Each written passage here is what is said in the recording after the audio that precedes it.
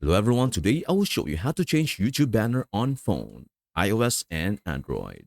And here's how it is done. Open the YouTube app.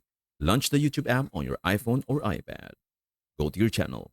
Tap on your profile picture in the top right corner. Select your channel from the menu. Tap Edit Channel. On your channel page, tap the Edit Channel button. This will take you to your channel's customization page. Change the banner. Tap the camera icon or the Edit button on the banner area, the large image at the top. You'll be prompted to select a photo from your photo library or take a new photo. Choose the image you want to use as your new banner.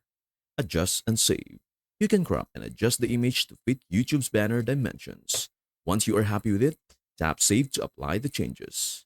Important tips. Banner size. YouTube recommends a banner size of 2560 and 1440 pixels for optional display across all devices. Mobile limitations. On the YouTube app, you can only change the banner photo.